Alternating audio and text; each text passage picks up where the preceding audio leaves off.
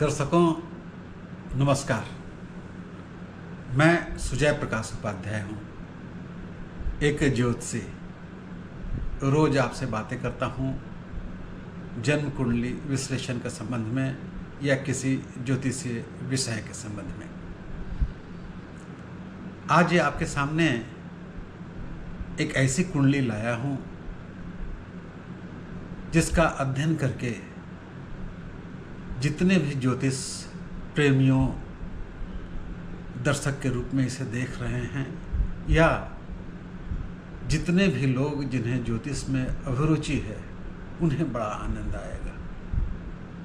यह ऐसी कुंडली है जिसमें उत्थान भी है, पतन भी है, हर्ष भी है, विषाद भी है, सुख भी है, दुख भी है, विरोध भी है, सहयोग भी है, आवास भी है, निर्वासन भी है, सत्ता भी है, पद भी है, कृति भी है, गान भी है, अपमान भी है। सब कुछ इस कुंडली में एक साथ मिल जाता है। इसीलिए मैं कह रहा था कि ज्योतिष प्रेमियों के लिए यह कुंडली अद्भुत है। ये श्रीमती शेख हसीना जी का कुंडली का विश्लेषण है। आपको स्क्रीन के बाएं साइड में इनकी जन्म कुंडली दिख रही होगी। यह धनु लग्न की कुंडली है। छठे भाव में देखिए राहु है और दसम भाव में सूर्य और बुध है। 11वें भाव में चंद्रमा है, मंगल है, बृहस्पति है, शुक्र है। अष्टम भाव में शनि है और 12वें भाव में केतु है। जन्म कुंडली के माध्यम से हम सब देखेंगे कि कैसे एक ही व्यक्ति के कुंडली में इतना विरोधाभास हो सकता है। प्रधानमंत्री से तो बड़ा कोई पद नहीं हो सकता। किसी देश की लगातार 20 वर्षों तक प्रधानमंत्री रहने वाला व्यक्ति भी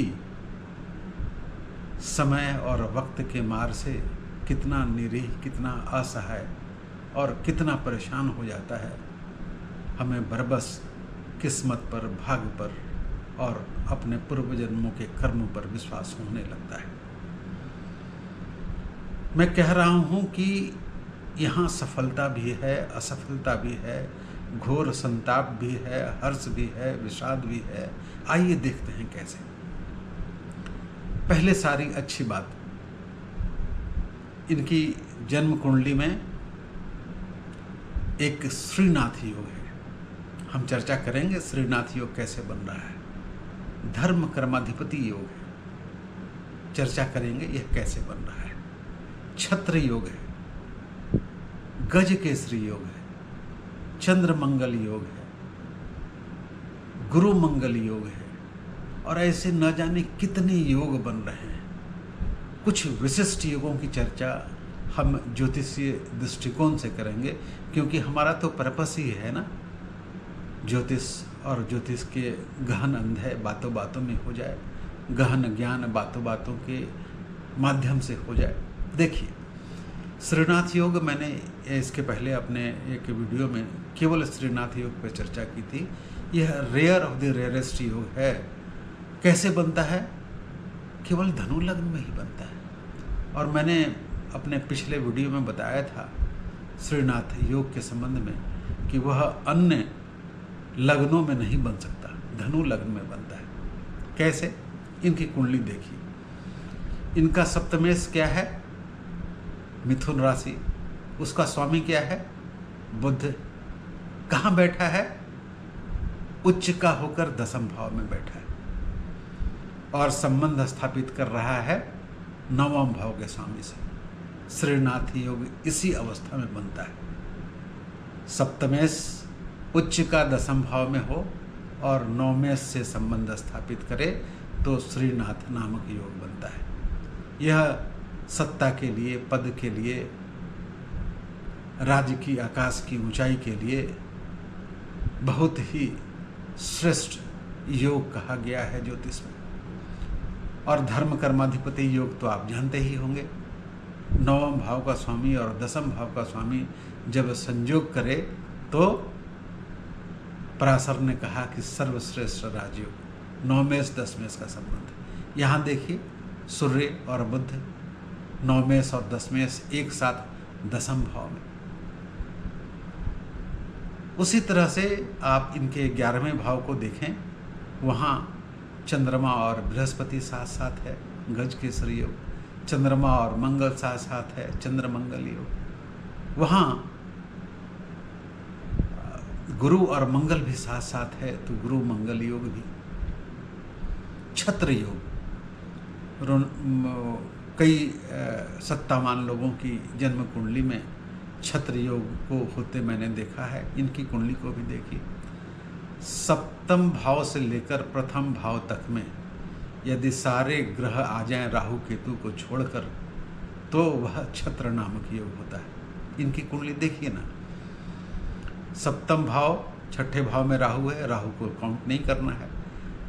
7वें भाव से लेकर पहले भाव तक सारे ग्रह, 8वें भाव में शनि है, 10वें भाव में सूर्य और बुध है, और 11वें भाव में चंद्रमा मंगल शुक्र और बृहस्पति है, केतु 12वें भाव में है। इस प्रकार 7वें भाव से लेकर पहले भाव तक सारे ग्रह आ जाएं तो नाभस आकृति योग में इसे छत्र योग कहा जाता है, और व्यक्ति राज्य सत्ता प्राप्त करता है। तो ये सब बातें तो बहुत स्पष्ट रूप से दृष्टिगोचर कर रही हैं कि इनकी कुंडली में सत्ता का योग है, पद का योग है। प्रधानमंत्री वह ऐसे ही नहीं बनी। लेकिन विषम परिस्थितियां कहाँ से उत्पन्न हुई, ये विरोध कहाँ से आए, ये पारिवारिक कत्ल कहाँ से हुआ, ये निर्वाचन कहाँ से हुआ, ये अपमान कहाँ से मिले, आइए उसके बारे में ज्योतिष से चर्चा करते हैं। आप सब जानते ही होंगे, श्रीमती शेख हसीना बांग्लादेश के राष्ट्रपिता शेख मुजीबुर रहमान की बेटी हैं। 1975 में एक आक्रमण, एक हमला हुआ था, पारिवारिक हमला, जिसमें शेख हसीना और शेख रेहाना को छोड़कर, 2 बहनें को छोड़कर सभी लोगों का कत्ल हो गया था, मर्डर हो गया था, हत्या हो गया था। सोचिए जरा, ये उस समय में जर्मनी में थी। 1981 तक देश से निर्वासित बाहर रही।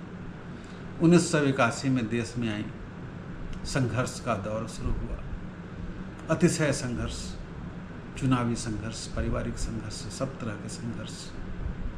फिर सत्ता में आई, फिर सत्ता से बाहर गई, फिर पिछले करीब 15 वर्षों से वह लगातार सत्ता में थी। 2024 में फिर विरोध का सामना करना पड़ा, परेशानियों का सामना पड़ना, दुष्कर परिस्थितियों का सामना करना पड़ा, दुरूह और कठिन परिस्थितियों का सामना करना पड़ा। एक न्यायाधिकरण ने तो इन्हें मृत्यु का दंड भी दिया। अभी निर्वासित जीवन जी रही हैं भारत में। कैसे हुआ यह सब, गौर कीजिए इनका। कहते हैं कि लग्नेश का संबंध है, यदि त्रिक भाव में से किसी एक भाव से भी हो जाए तो अरिष्ट योग बन जाता है। और इनकी जन्म कुंडली में तो लग्नेश का संबंध है 6ठे भाव से भी, 8वें भाव के स्वामी से भी, और 12वें भाव के स्वामी से भी बन रहा है। देखिए इनका सस्टेस क्या है। सस्टेस का मतलब रोग, मुकदमा, एक्सीडेंट। अष्टम का मतलब प्रहार, कठिन, दुरूह। और 12वें का मतलब भी निर्वासन, देश के बाहर का निर्वासन। ये सभी चीज़ें हो रही हैं। क्यों? क्योंकि इनका लग्नेश है बृहस्पति, और बृहस्पति संबंध बना रहा है छठे भाव के स्वामी से, 8वें भाव के स्वामी से और 12वें भाव के स्वामी से।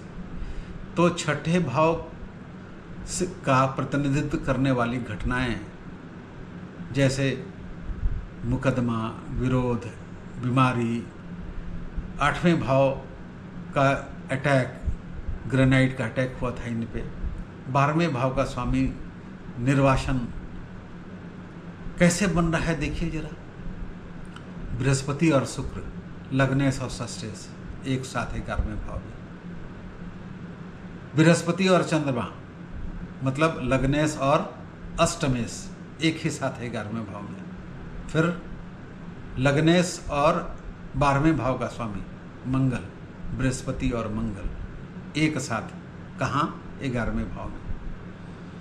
तो जो योग हमें अच्छे लग रहे थे वही योग ने अरिष्ट पैदा भी किया। यही तो ज्योतिष का चमत्कार है। इनकी महादशा अभी शुक्र की चल रही है। शुक्र इनका वर्गोत्तम है, अच्छी स्थिति में है। इनका नौमांश भी काफ़ी अच्छा है। नौमांश में आप देखेंगे कि शुक्र स्वग्रही होकर लग्न में बैठा है, शनि उच्च का है, सूर्य उच्च का है और बृहस्पति भी स्वग्रही है। तभी तो पद मिला तो प्रधानमंत्री का और लंबे समय तक का, लेकिन परेशानियां भी मिली क्योंकि उस तरह के गलत योग बन रहे थे, अरिष्ट योग बन रहे थे। उन्होंने 6, 8, 12 से त्रिक भाव से संबंधित सभी तरह के फल भी दिए। क्या होगा इनका? शुक्र इनका बहुत बलवान है और अभी जो महादशा चल रही है उसमें शुक्र में शनि है। शुक्र में शनि कभी भी बहुत अनर्थ होने नहीं देता। तो मुझे नहीं लगता है कि यह इस पीरियड में इन्हें उस तरह का कोई पनिशमेंट मिलेगा। लेकिन हाँ, जब शनि में शुक्र में केतु आ जाएगा, केतु इनका 12वें भाव में है, जब शुक्र में केतु आ जाए तो अनिष्ट संभव है। वह अनिष्ट इनके दंड स्वरूप हो सकता है या बीमारी के स्वरूप हो सकता है। शुक्र में केतु इनके लिए चुनौती भरा है। तो यह रही बात श्रीमती शेख हसीना की। मैं चाहूँगा कि प्रभु इन पर कृपा करें। आज इतना ही। नमस्ते, प्रणाम, आपका नमन।